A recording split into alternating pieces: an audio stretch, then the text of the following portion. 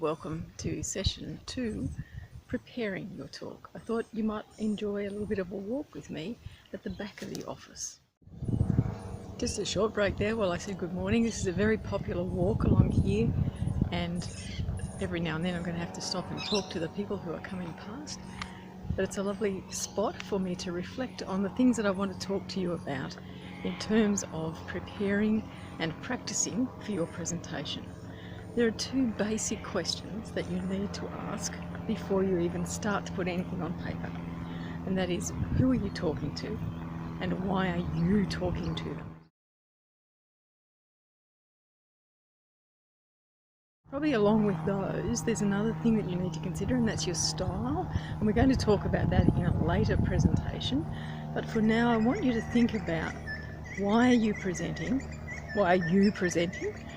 And who is going to be in the audience?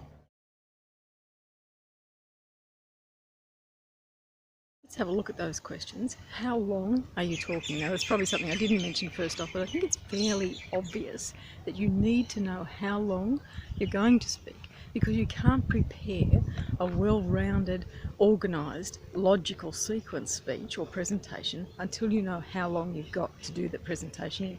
Now, sometimes presenters won't tell you.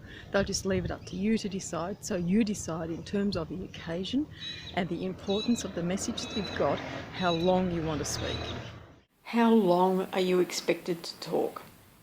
Now, if this hasn't been made clear to you, you need to find out. You can't prepare an open-ended talk and expect to be comfortable. In this situation, neither you nor the audience have a path to follow during your talk, and that leads to you losing your place in the talk, filling out the time with unnecessary or unrelated information, and then consequently losing the impact or the main points of your talk. Your audience will also lose track and let their minds wander if they've got no time frame in which to place the information that you're providing. Now, you relate that back to everything that you do in your daily life where you want information. You know that if you listen to a podcast, for example, we're going to tell you more or less how much time that's going to take, and you get that information from the provider of the podcast. If you watch a television show, if you watch a video, again, you're going to know how long it's going to take. So you look at that time frame and you decide whether you've got that time to allow to learn this particular task or to listen to this particular information, and your audience is no different. So if you haven't been told how long you've got to talk, then you need to find out how long you're expected to talk. If you ask and you get the answer that says, oh, it doesn't matter, just tell us what you think's appropriate, then you decide. You decide how long you need to talk, given what the situation is and what you think you need to convey in that particular talk.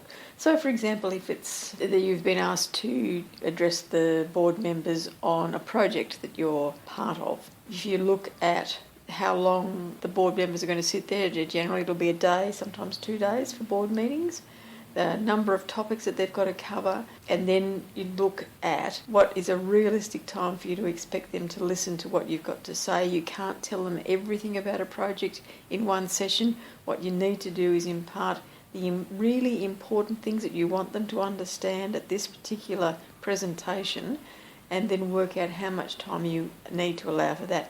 And in most cases, you're really not going to need more than 15 minutes. And 15 minutes is a long time when you're talking about one particular project, when they've got a whole lot of other things that they've got to cover in the day. You don't want to cut into the time and have them thinking, oh, how long is this going to go, because we've got to cover all these other topics in the day. There's so much more on the agenda. But you do want to take the opportunity to present your project in the best possible light. Same as if perhaps you've been asked to speak at a social function, and they'll say, I'll just get up and say a few words about so-and-so. Perhaps it's someone retiring or coming new into a project. Again, I wouldn't look at more than 10 minutes for that sort of activity. It really is about making it a good, punchy, quick introduction or speech that leaves people wanting more, because when they want more, they have been engaged by the talk that you've given. So that's probably enough on that. I have to follow my own rules. Then you need to know about the audience. Do they know you already? Are they unaware of your background, of your information, of the things that you want to talk about? Is this an information session? Is it an annual report? Is it an idea, a new idea that you're presenting in some other way? So all of those things you need to look at in terms of how you're going to put your presentation together. You'll need to think about your style. We're going to talk about style in another session, but style is something that's very important in terms of the occasion, and it will help you determine how you speak and what you present as the most important ideas or points in your presentation. Topic of your talk, the occasion that you're presenting, and the audience. So styles can be relaxed if it's a reflection of your natural communication style, but you shouldn't talk in public in an informal style. This conveys a lack of respect to the occasion, your audience and the topic. In some cases, your audience may also see it as a lack of preparation, which again reflects on their perception of how important you think the topic or the occasion to be. Now, this is very hard when you're used to conversing with the people that you're presenting to in a very informal manner. They might be your work colleagues, they might be your friends, they might be your relations.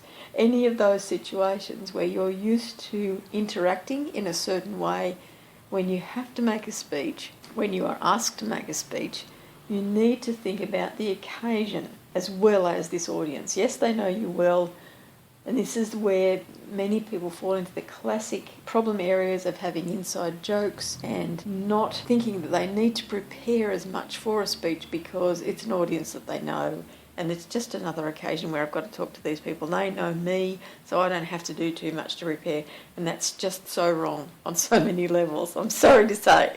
You need to prepare regardless of who you're talking to, how well you know them, how often you've spoken to them before. Preparation and thinking about the style is really important. Conversely, you shouldn't make your style too formal just because you want the audience to feel the depth of your feeling for the subject or how much you've prepared or how important a topic this is. A formal style is appropriate if you're comfortable talking in public that way. Now, I do another series of podcasts with a work associate of mine, and I find that when I leave her alone to present something rather than we have a conversational presentation, she becomes very formal. She takes it on as this is the speech I have to make while I'm recording, and that's just a reflection of her style, her natural style, when she's presenting information that is for people to learn, rather than having a conversation where she thinks that people might be listening in, which is what we do with the podcast that we do. Sometimes we feel that a formal and structured presentation is appropriate because it'll help our nerves. But unfortunately, that's not the case, because mostly what it does is accentuate them to those who are listening, particularly when a formal style is not a reflection of the topic, the occasion, or how well the audience know you. Once you've looked at how long you're going to speak, and you know what you want to talk about, the next thing that's the hardest to determine is how many points you want to make in that period of time. Decide on the main points and the number of them. So what's the point of this particular presentation that you're going to give? And I've got lots of templates and examples in the e-manual, the Kindle book that you can download. And all of those templates and those examples all talk about thinking about the areas of information that you could cover and breaking that down into points. Sort those points into a logical order of development. So start with the information that your audience may already know. Introduce the new ideas or develop existing information, and then finish with a summary. It's the classic, tell them what you're going to tell them, and then tell them what you told them. You can use that format in pretty much any speech you give, regardless of the length of time that you've been allocated to talk. But within that framework of telling them what you're going to tell them, and then telling them what you've told them, the middle section, the telling them, is where you're deciding on how many and what your main points are going to be. In determining how many points you want to make, you might like to start thinking about things like Fibonacci sequences and looking at not just I've got all this information and I need to impart that to the audience that are there because it's important for them to know, We'll look at in the next session how when you're writing your presentation you determine what you want to say and what you want to present. Points that I'd like you to take away from the conversation today, although it's been a bit one-sided, I'll grant you, is that you prepare by knowing how long you're going to talk or how long you're expected to talk. Prepare by matching the time that you have for your talk with an appropriate number of points that you can cover in that time. Prepare by understanding who you are talking to or who you are presenting to. Prepare by choosing the right style of talk for the occasion and for the audience. Practice the talk, practice the style, and just keep practicing. I've taken some solace in the shade. It's just getting too hot out there in the sun. I want to talk now just a little bit about practicing your presentation. Practice is fairly important in terms of getting comfortable with what you're going to say, getting comfortable with how you say things, getting comfortable with your presence when you are doing a presentation. So that's the reason why you need to do it. Now we look at how often you need to do it, and as my other students will know, I will say as often as you can. And I don't mean presenting the whole of your information, not going through the whole of the speech or the whole of the presentation, but actually getting comfortable with the individual sentences, getting comfortable with the content so that if you need to, you can think on your feet, getting comfortable with the way you present, getting comfortable with moving around.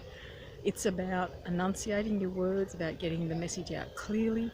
It's about just being comfortable with everything that you've got to say in the time frame that you've got to say it. Now, you might have written something or had something written for you that you think is ideal and appropriate and is going to work for you, and you've read it through and in your head it sounds fabulous, and so nothing more needs to be done. And you present often, you're in the public eye, whatever it is, you think that practice is not, in this case, appropriate for you. I beg to differ. You need to practice every time you're going to do a presentation. So you've done your preparation. The next thing you really need to look at is practicing. And I mean practice, practice, practice. And even I practice, as you always should. And you can hear me rustling papers because I'm actually using notes for this talk as well. Just like an expert in any field, to be good at talking in public or making presentations, you need to practice. Some of us have skills that can be fine-tuned, and others will avoid any opportunity to talk in public because we believe we just can't do it. For a moment, I want you to think about a basic activity like tying your shoelaces. Although we have always had the tools to do this task, fingers and shoes, we had to learn how to do it, and then we had to practice it to become competent at the task. And is there only one way to tie your shoelaces? You try it with a group of friends and I think you'll be amazed at how many slightly different ways there are for this seemingly simple and obvious task. And in fact, there's a whole TED talk where a fellow who's in his 50s and believes that by that age he should have mastered one of life's tasks that involves tying shoes. And he discovers that for particular types of laces, he's actually been tying his shoes the wrong way all his life, and that's why they come undone. So have a look at that when you get an opportunity. It's a very entertaining little talk. But the bottom line, of course, is that we need to practice to become competent at that task. You know, we weren't, from the time we first learnt, we weren't as fast and as good as we were 10 years later. And that there's lots of different ways. So again, there's lots of, if we look at it in terms of public speaking and presentations, there's lots of different ways that you can present information and practice the presenting of that information, which comes down to developing different styles for different bits of information. And practice doesn't have to be for a particular occasion. If you spend a bit of time in your car, let a practice talk run through your head.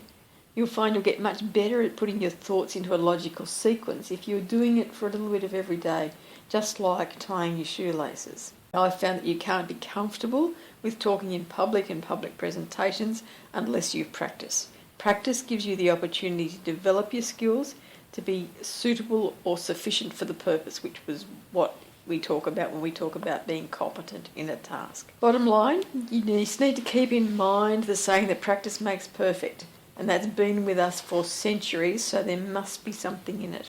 Practice is not a bad thing. Practice is not something that you need to avoid. It's a bit like going to the gym. You go to the gym every time you need to, or every time you've committed to doing that. whether or not you're good at the actual exercises or the routine that you follow. But what happens over time is you get unconsciously competent.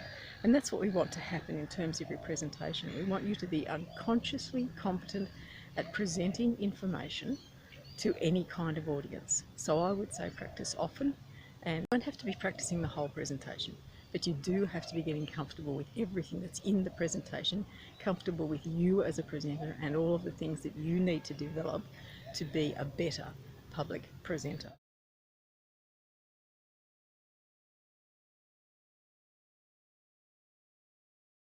So how often should you be practicing your presentation? Well, I think it's fairly important that you practice at least once a day, but that's just me. And I know that you'll be horrified at that idea, but practice is not about presenting the whole presentation. It's about looking at your breathing, which we're going to talk about later, looking at the logical order of the points that are in your presentation, and just reviewing it and practicing the style, practicing the words that you're going to use, because often what we write down we think we'll be fine actually saying, and we're not. We can't get the words out for whatever reason. It's very clear in our heads, but it's not so clear when we actually have to enunciate the words. So it's practicing the sentences, so that might just be reading them aloud when you get up in the morning, or over breakfast, or on the way to work, in the car. Use your phone, use the technology that's around you to help you practice. There's dozens of apps out there for recording your voice, for videoing from your phone, for reviewing in that way. It's private practice. It's not about getting up in front of the family or the dog and presenting the presentation that you're going to do in the upcoming weeks. It's about getting comfortable with the process of presenting. It's about recognizing that you need to get the information into a logical sequence. It's recognizing that it's written the right way. It's recognizing that you can breathe the right way. So it's all of those things, not just about the actual presentation itself, but it's all the underlying components that you need to have in place so that you can do the best presentation possible. In the next session, we're going to talk about writing your presentation. Now, I know that for many of you, you have presentations written for you, but as I said in the introduction, I do think it's important that you understand how it should be put together so that you can give the right instructions and get something that doesn't have to be reworked a half a dozen times. So with that, I will see you in the next session.